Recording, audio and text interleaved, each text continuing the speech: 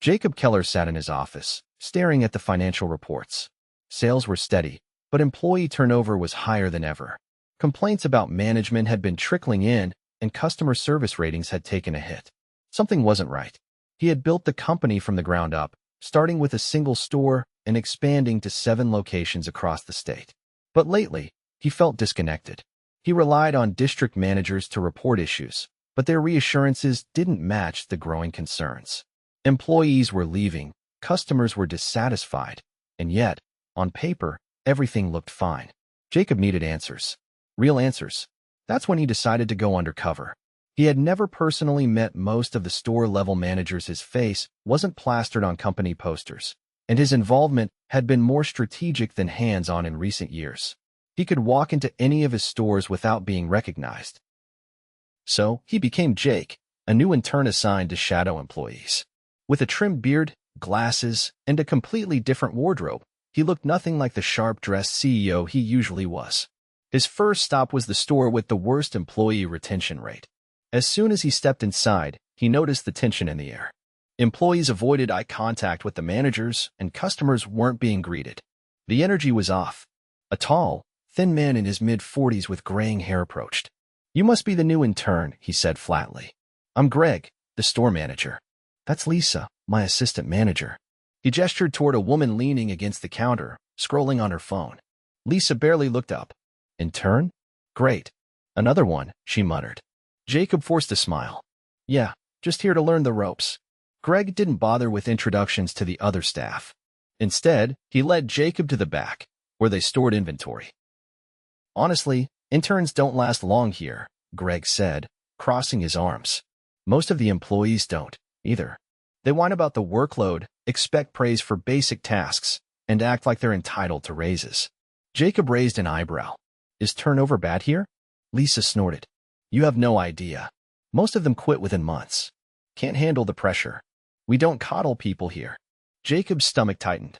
He had always prided himself on creating a company that valued its employees. If this was how management spoke about their team, it was no wonder people were leaving. Then, Greg laughed. "You know what's funny? Some of these employees actually think we care about their problems. Like, 'Oh no, you have a sick kid? Figure it out. This is work.'" Lisa smirked. "Don't forget the guy who asked for a raise last month.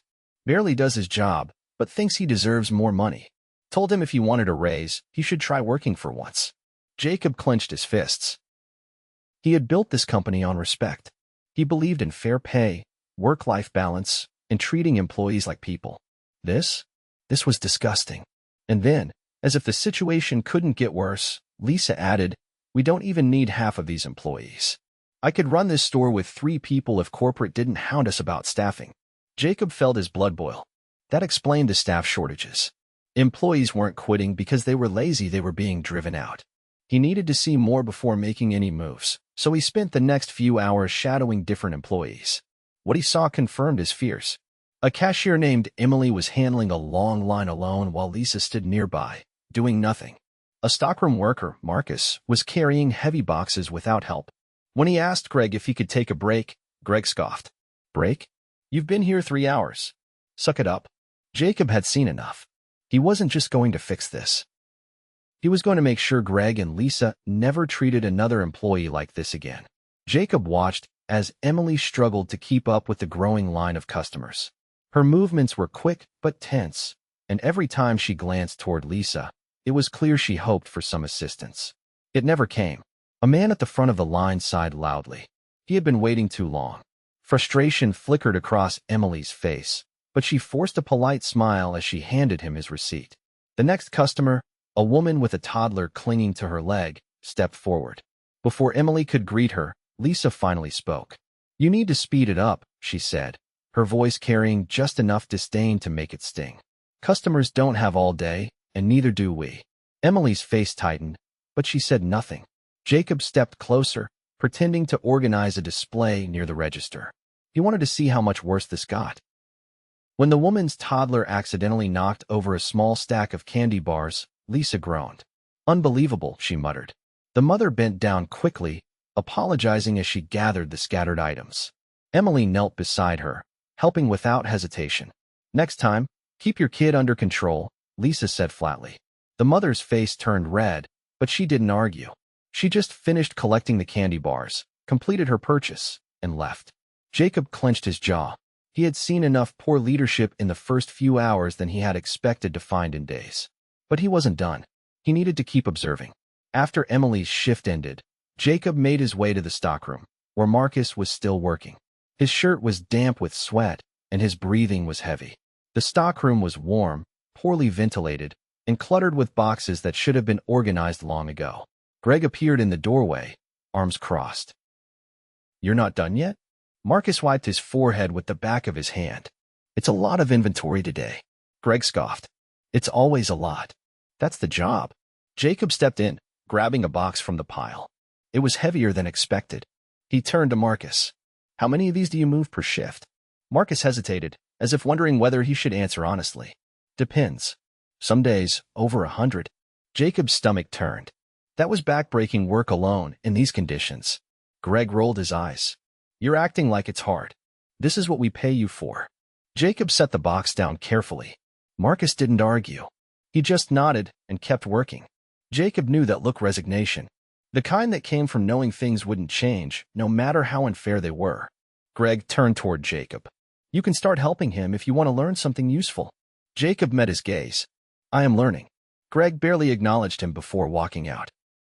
Jacob spent another hour in the stockroom, lifting boxes alongside Marcus. He could feel the exhaustion settling in, and he hadn't even done a full shift. When a break finally came, Marcus leaned against the wall, taking deep breaths. Jacob wiped his hands on his jeans. "How long have you been here?" Marcus exhaled slowly. "Almost a year." Jacob nodded. "Planning to stay?" A bitter laugh escaped Marcus. "If I can find something better, I'm gone." Jacob studied him. "What would make you stay?" Marcus hesitated. "Better pay, better management, basic respect." Jacob nodded again, committing every word to memory.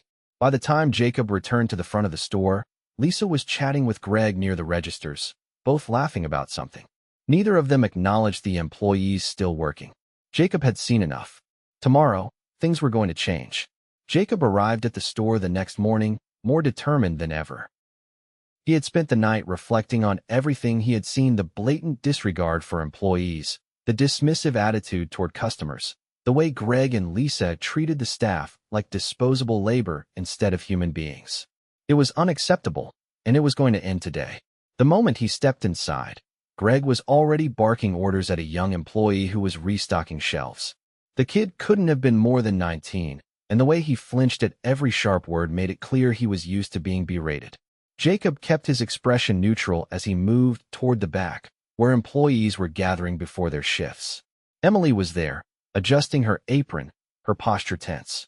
Marcus walked in a few minutes later, rubbing his shoulder like the strain from yesterday hadn't faded. Jacob stepped forward. He had seen enough from the shadows. It was time to take control. He pulled off his glasses, straightened his stance, and spoke in a voice that carried authority. "My name is Jacob Keller." The room fell silent. Emily's eyes widened. Marcus froze mid-step. A few employees exchanged glances, confusion and recognition dawning at the same time. Lisa stepped in from the front, holding her phone as if she hadn't noticed the shift in atmosphere. When she looked up and saw Jacob, her face hardened. Greg followed a moment later, his usual smug demeanor faltering. Jacob let the silence stretch. He wanted them to feel it. Then, he turned his attention to the employees. "I've been undercover in this store for the past 2 days," he said. "I've seen how things run when you think no one important is watching." Lisa's grip tightened on her phone. Greg's expression darkened, but neither of them spoke. Jacob continued, his tone measured but firm. "I started this company with the belief that employees deserve respect, that customers should be treated well, that managers should lead with integrity." He let his gaze settle on Greg and Lisa. "That is not what I've seen here." Greg opened his mouth, but Jacob held up a hand. "I watched employees struggle while management stood by and did nothing. I heard conversations that made it clear workers are treated as an inconvenience rather than a necessity. I saw people pushed to the breaking point because the leadership in this store believes intimidation is an acceptable management style." Marcus shifted, his jaw tight. Emily looked down, as if she didn't dare hope that something might actually change. Jacob turned his full attention on Greg. You've been running this store with complete disregard for the people who keep it operating. You openly mock employees, deny them basic support, and dismiss their concerns as if they don't matter. Greg's posture stiffened. I run this store efficiently. If you want results, you have to be firm. Jacob shook his head, his voice unwavering. There's a difference between leadership and control. What you've been doing isn't leadership. Lisa crossed her arms, her expression defensive. We've been keeping this store afloat. If people can't handle the job, that's not our problem. Jacob's gaze didn't waver. It is your problem. Retention is terrible because of you. Employee morale is non-existent because of you. Customers are walking away unhappy because of the culture you've created. Lisa scoffed, but Jacob didn't give her time to argue. You're both done here, he said simply. The room seemed to hold its breath. Greg's face turned red. You can't be serious. Jacob didn't flinch. I am. You're both fired, effective immediately. Lisa's mouth opened as if to protest, but no words came out. Greg's hands clenched into fists at his sides. Jacob turned back to the employees. This ends today. Moving forward, there will be real leadership in this store. There will be respect, fair treatment, and accountability. Anyone who has been overlooked, mistreated, or ignored, I want to hear from you. Emily looked stunned. Marcus exhaled slowly, like the weight on his shoulders had just lifted. Jacob wasn't finished. Wages will be reassessed. Workloads will be balanced. And most importantly, a new management team will be brought in, one that understands leadership isn't about fear. He turned back to Greg and Lisa. You built a culture of intimidation. You treated employees like they were beneath you. That's not how this company operates, and it never will be. Greg's jaw was tight, his eyes filled with fury, but he didn't argue. Lisa looked away, her face pale. Jacob exhaled, looking at the employees one last time. Things will change. And this time, I'll make sure of it. Greg and Lisa left without another word. Their absence was immediate, and noticeable. The tension in the air shifted, as if the weight that had been pressing down on the employees had suddenly lifted. A few exchanged cautious glances, as if waiting to see what would happen next. Jacob turned to the staff. There was a moment of silence before he spoke again, his voice steady but firm. This is the beginning of something better. Emily was the first to step forward. There was hesitation in her eyes, like she wasn't sure if it was really safe to speak up. What happens now? Jacob met her gaze. Changes. Real ones. Marcus folded his arms, his expression unreadable. People have said that before. Jacob nodded, understanding the skepticism. And they failed you. I won't. He looked around at the employees gathered in the back. These were the people who made the store function, the ones who had been ignored and overworked. They had every reason to doubt him, but that was going to change. The first thing I want is honesty, he said. Tell me everything that's been wrong. Not just about Greg and Lisa, but about this store. What's broken? What do you need? For a moment, no one spoke. Then, Emily took a breath. We're constantly understaffed, she said. The schedule never makes sense. People get assigned shifts they didn't ask for, and if they can't show up, they get threatened with write-ups. Marcus nodded. And breaks? Half the time, we don't even get them. If it's busy, we're told to push through, like it doesn't matter. A younger employee near the back hesitated before adding, the equipment is falling apart. The registers freeze up in the middle of transactions, and the stockroom is a mess because we don't have enough carts to move things properly. Jacob listened, absorbing every detail. This wasn't just about toxic management, it was about operational failures that had been ignored for too long. I want a list, he said. Everything you've mentioned, and anything else you can think of. If it's broken, we fix it. If it's unfair, we change it. Emily exchanged a glance with Marcus.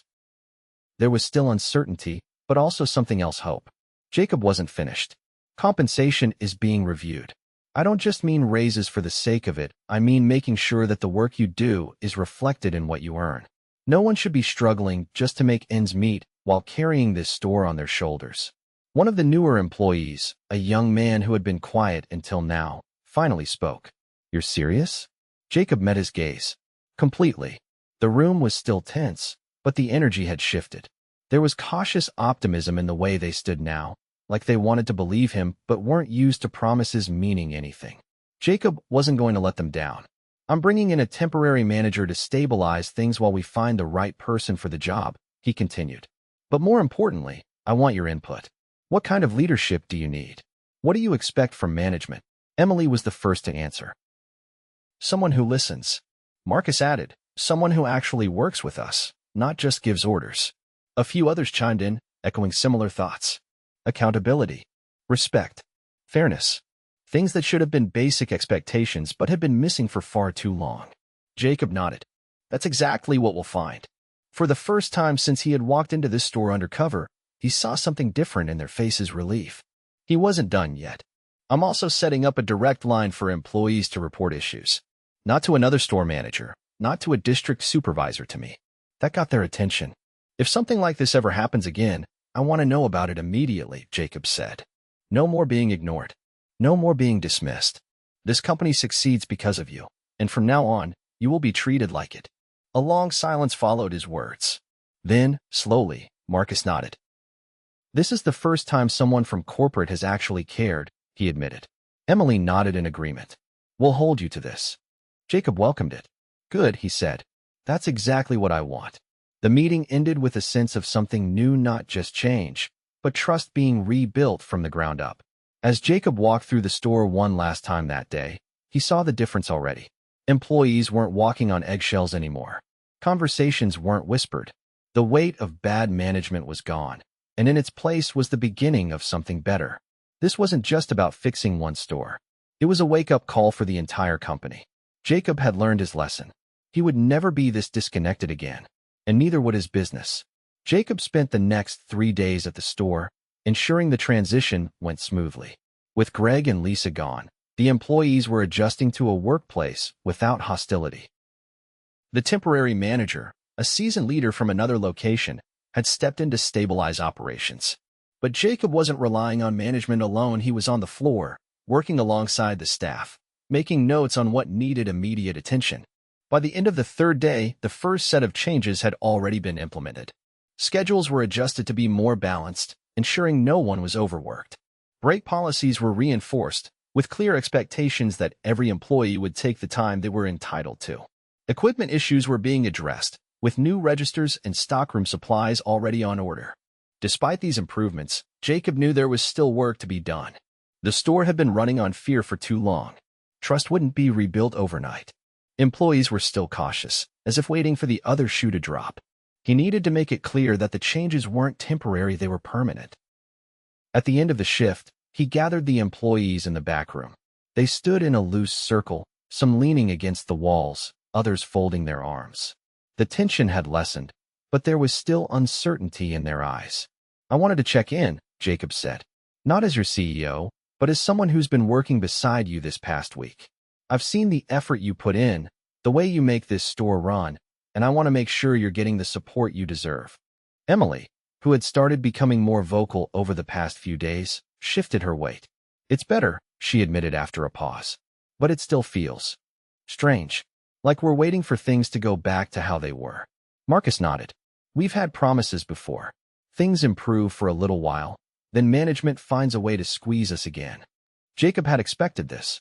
Change was easy to announce, but difficult to prove over time. I understand, he said. That's why I'm not leaving things to chance. The policies we've put in place aren't just suggestions, they're company standards. And I'm putting a system in place to make sure they're upheld. He pulled a folder from the nearby desk and held it up. This is going to corporate next week. It's an employee oversight committee, made up of workers from different stores, not just management. It'll give employees a direct line to report issues, not just to store leaders, but to me and the executive team. A murmur spread through the group. This was different. Jacob continued, every quarter, employees will be able to submit concerns anonymously. We'll review them, address recurring issues, and make sure the solutions actually work. No more waiting until problems get out of control. A younger employee, who had mostly stayed quiet until now, spoke up. So if someone like Greg or Lisa ends up in charge again, we won't be stuck? Jacob met his gaze. Exactly. The shift in energy was subtle but noticeable. There was still skepticism, but also something new, relief. Marcus exhaled. That's not what I expected. Jacob nodded. I don't want you to expect it, I want you to see it in action. Emily crossed her arms, considering. And if someone higher up tries to ignore it? Jacob's expression hardened. They'll answer to me. There was a pause, then a few nods. The conversation had shifted from doubt to cautious belief. Jacob knew that actions would speak louder than words, But this was the first real step. As the employees started to disperse, Marcus lingered.